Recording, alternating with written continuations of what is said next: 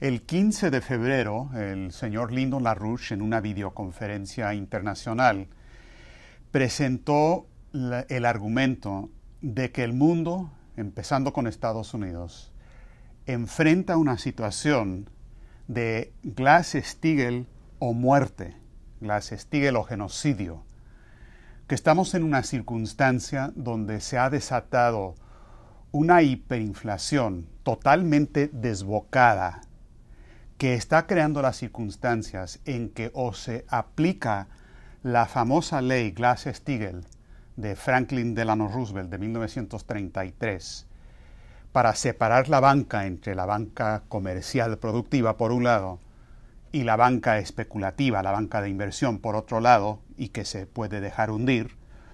Y si no se hace esa separación absoluta, que el mundo está entrando a una fase de una explosión hiperinflacionaria junto con una austeridad horrenda que significa nada menos que muerte y genocidio para todas las poblaciones del mundo.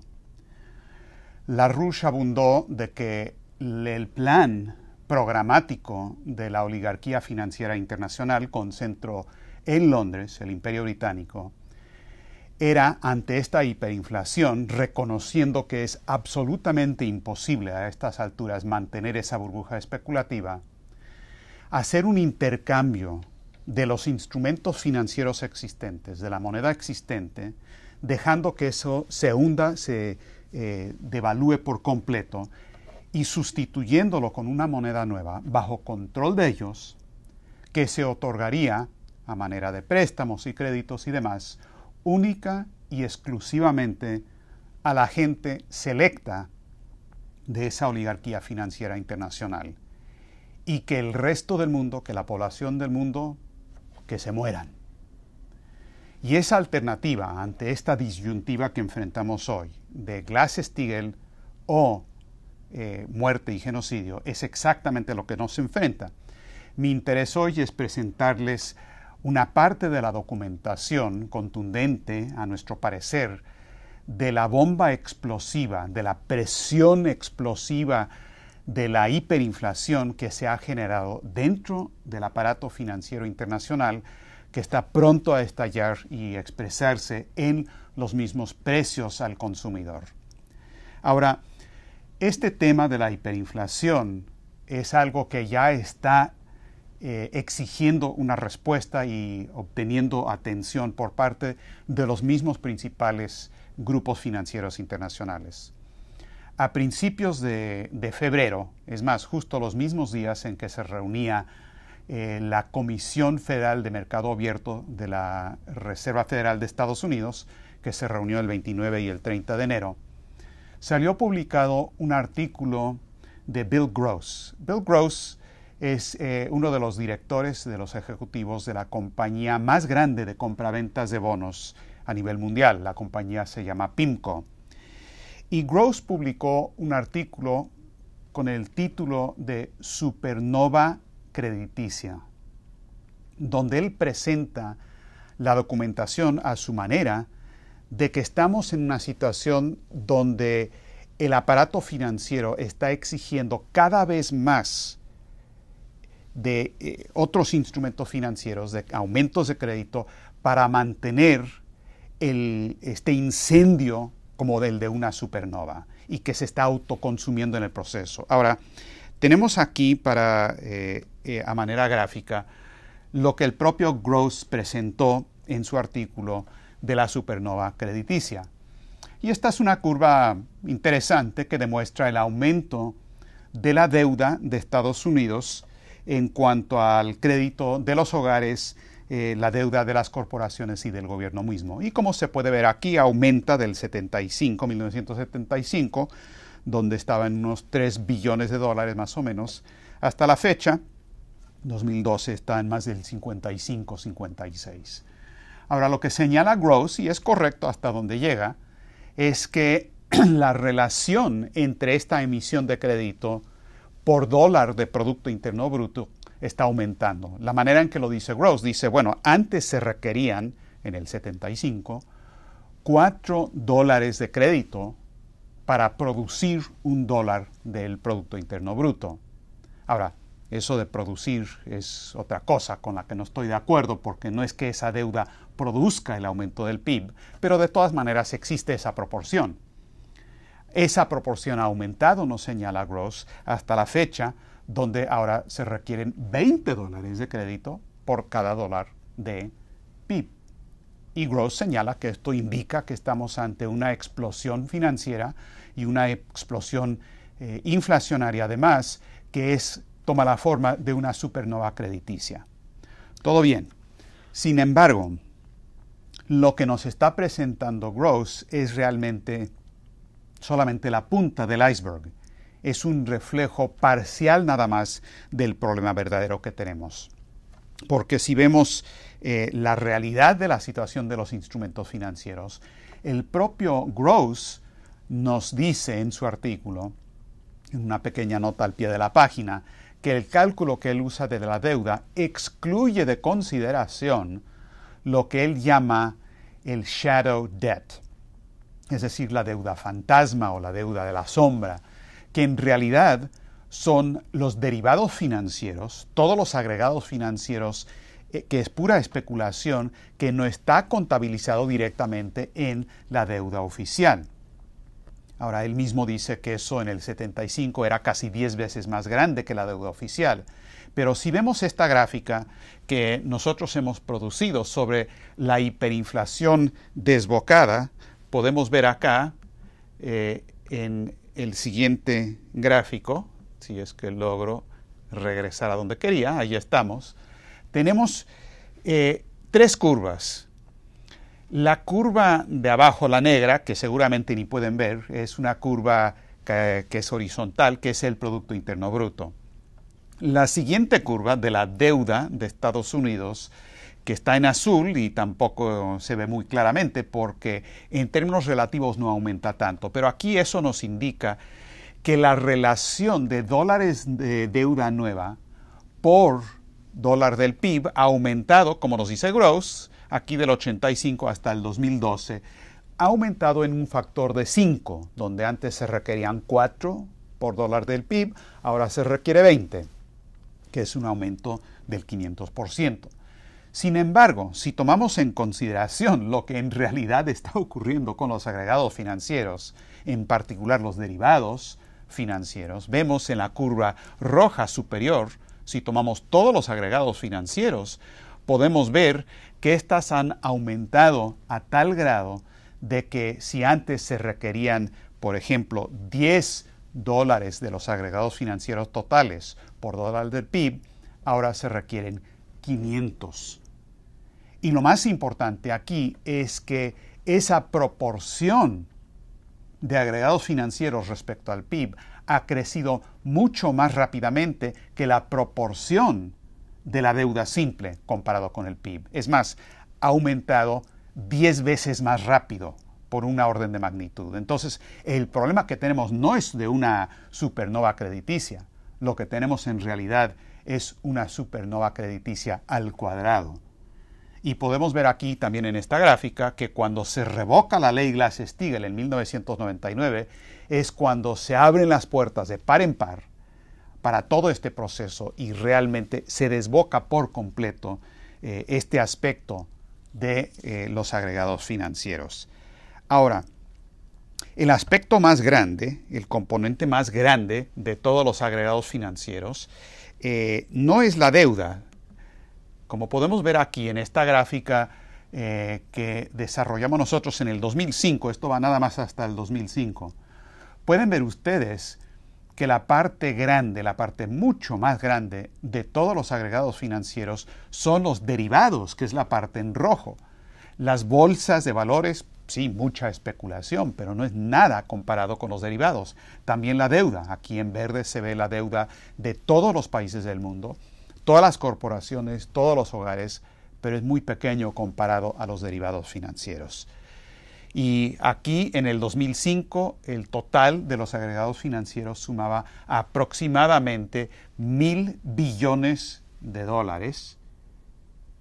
pero hoy seguramente es como 50% más grande. No se sabe, en realidad la cantidad es insignificativa, la cantidad porque es en un número que no se puede cuantificar y no se sabe a ciencia cierta el tamaño de esta montaña completa de agregados especulativos. Ahora, la gente muy a menudo nos pregunta, ¿y qué son los derivados financieros? Bueno, es una muy buena pregunta, porque por más complejas que son las fórmulas matemáticas que se utilizan para inventar este cáncer especulativo, la verdad es muy simple. Un derivado financiero es un mecanismo para encubrir una pérdida. Es como una persona que va a Las Vegas y está jugando a la ruleta o lo que sea y está perdiendo. Para no tener que pagar, dice, no, vamos a apostar de nuevo. Esa segunda apuesta, y la tercera y la cuarta, son derivados financieros. Simplemente es una manera de encubrir la pérdida que ya existe en el sistema económico.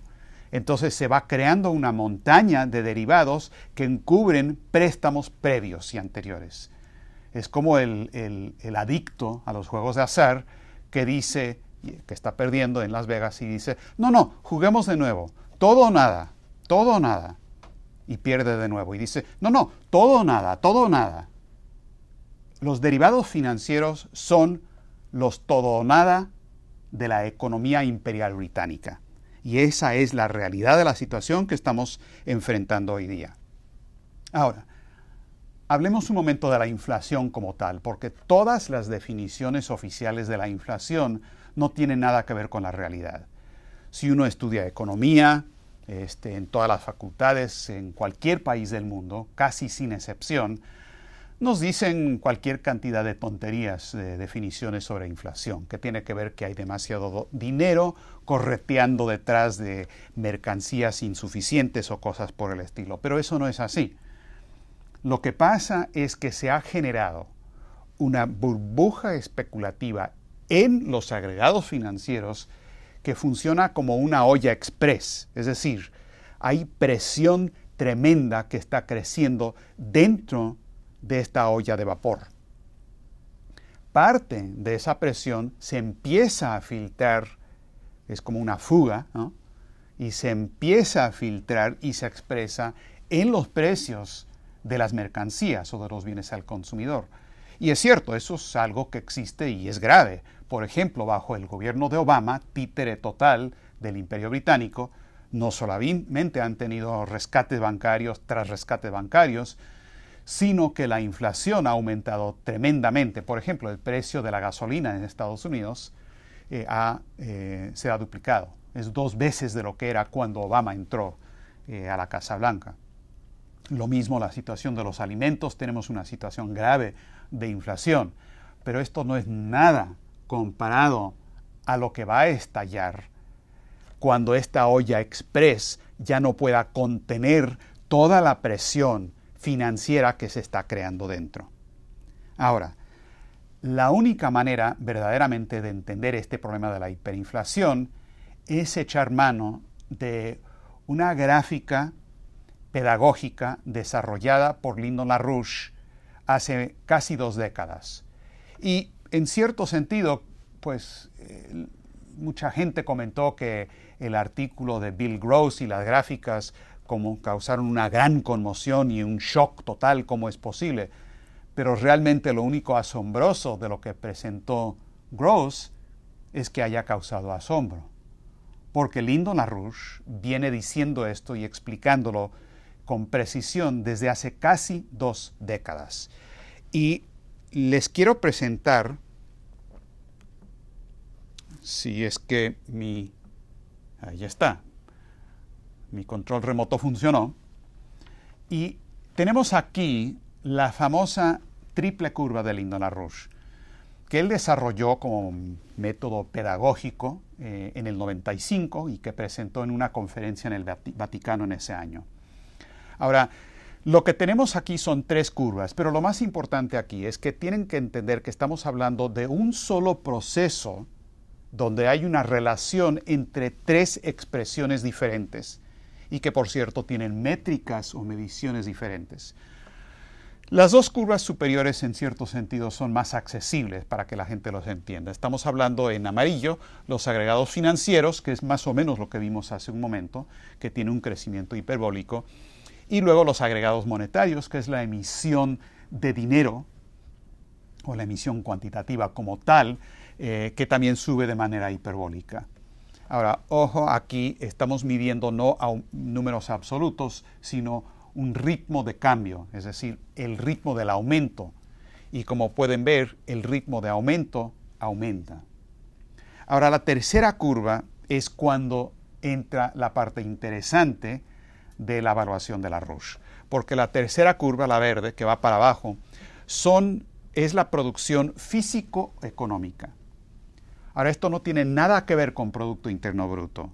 Y es más, la idea de que se puede medir una economía con cualquier medida monetaria, menos la del Producto Interno Bruto, es un error craso en economía. Por ejemplo, el Fondo Monetario Internacional ha dicho, y lo ha dicho en público y lo ha dicho por escrito, que es necesario contabilizar dentro del Producto Interno Bruto la producción del narcotráfico. Ahora, el Producto Interno Bruto tiene cualquier cantidad de cosas que no tienen valor real para la producción.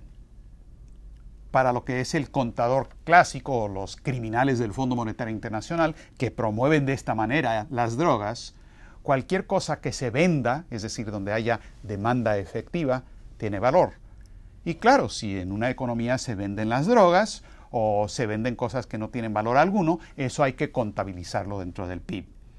Y por lo tanto el PIB tiene cosas que absolutamente no tienen valor, que son destructivos, como lo es, por ejemplo, el narcotráfico, o también, digámoslo, el salario de economistas, que hasta es menos productivo, más destructivo que el mismo narcotráfico. Al fin y al cabo, ellos son los que justifican las drogas. Entonces el PIB absolutamente no es una medida de la economía física. Además, porque en su aspecto axiomático, simplemente es una medición monetaria que no cambia la unidad de medición de fase en fase. Pero el punto fundamental de la economía física, como lo ha desarrollado esta ciencia Lyndon LaRouche, son que el valor se produce, el valor real es producto de los aumentos de los poderes productivos de la fuerza laboral.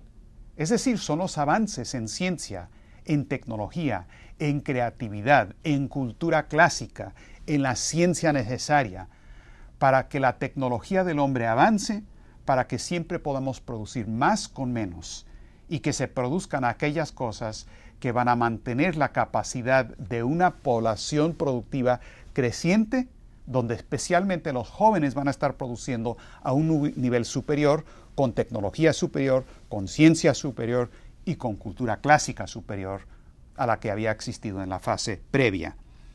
Entonces, la unidad de medición de la economía física es algo que cambia, porque lo que se cambia con la tecnología y la ciencia es precisamente ese poder productivo de la fuerza laboral.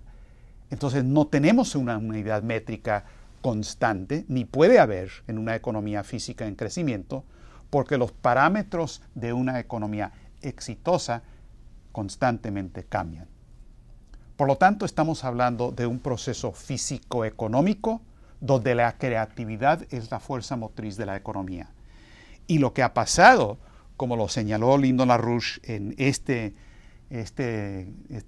diagrama, que tiene ya 20 años de existencia, es la manera en que un solo proceso genera un cáncer especulativo por un lado, un desplome del aspecto físico-económico de la economía, y es esa combinación que genera precisamente la hiperinflación desbocada, cosa que está ocurriendo hoy día, donde los poderes productivos del trabajo se han reducido y por lo tanto no se ha producido lo que es fundamental en cualquier economía, un aumento de la densidad de flujo energético de la economía, donde la fuerza laboral utiliza fuentes de energía o fuentes de poder cada vez más densas en su flujo para maximizar en la economía el impacto que tiene ese desarrollo tecnológico. Por ejemplo, la energía nuclear comparado con simplemente energía solar o otras tonterías anticientíficas. Esa idea de aumentos de la densidad de flujo energético, contrario a las locuras anticientíficas que nos dicen los verdes, es lo que nos explica, junto con la expansión del cáncer, este proceso explosivo que tenemos ya acumulándose dentro del sistema financiero. Ahora, pero el problema es peor todavía, porque si vemos lo que ha pasado bajo el gobierno de Obama y por insistencia de los británicos, con la política de los rescates bancarios, tenemos un desastre peor todavía. Porque lo que ha pasado con Obama y con el Banco Central Europeo y el Banco de Inglaterra y ahora con el Banco de Japón, es que han dicho, no, lo que tenemos que hacer es rescatar los bancos con una emisión cuantitativa o una flexibilización cuantitativa, también le llaman, para emitir más dinero y rescates bancarios para que los pobrecitos bancos tengan un poco más de dinero. ¿Para qué? Para que puedan prestar dinero para la economía y todo va a salir bien. ¿Correcto? Falso.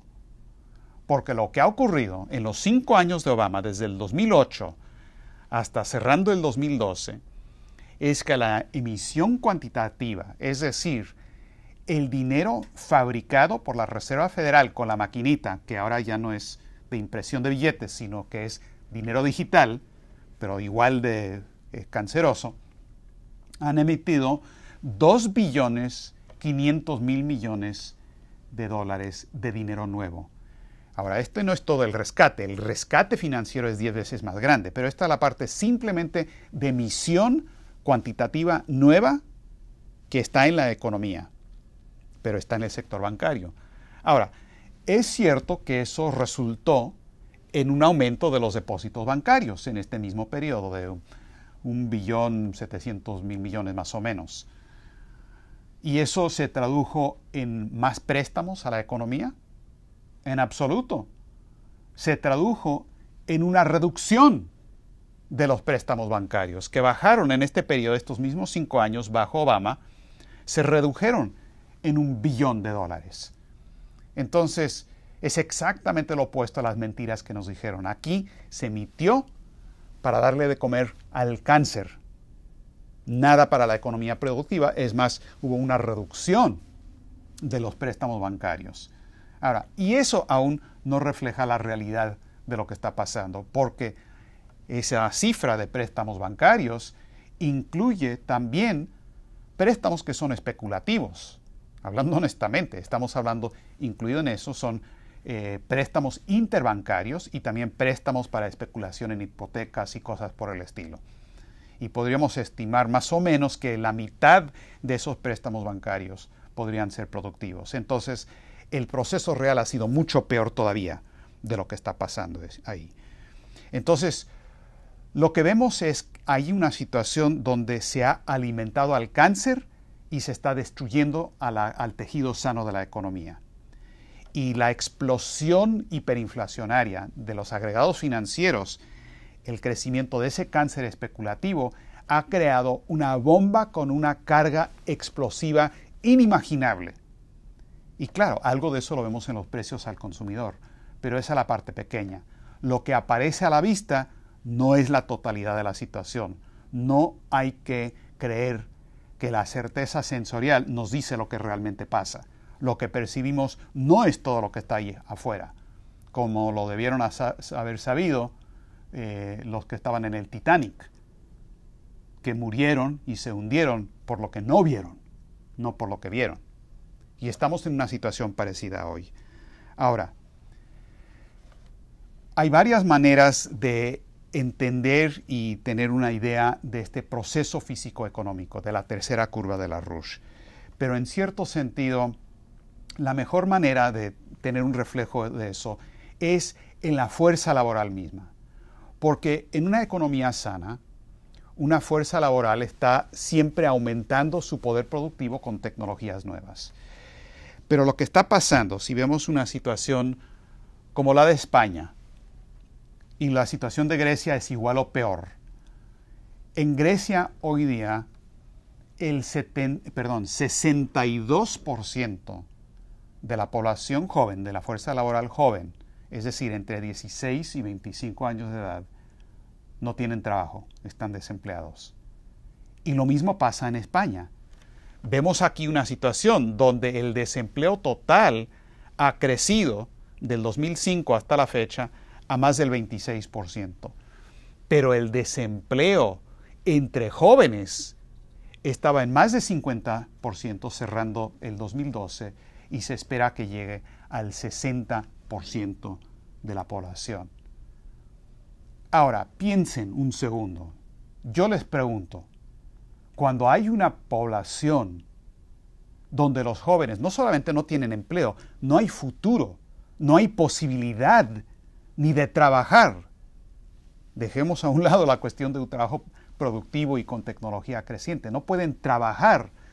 ¿Cuál es la diferencia entre eso y lo que hizo Adolfo Hitler en los campos de concentración? También con respaldo del Imperio Británico, que lo colocaron en el poder.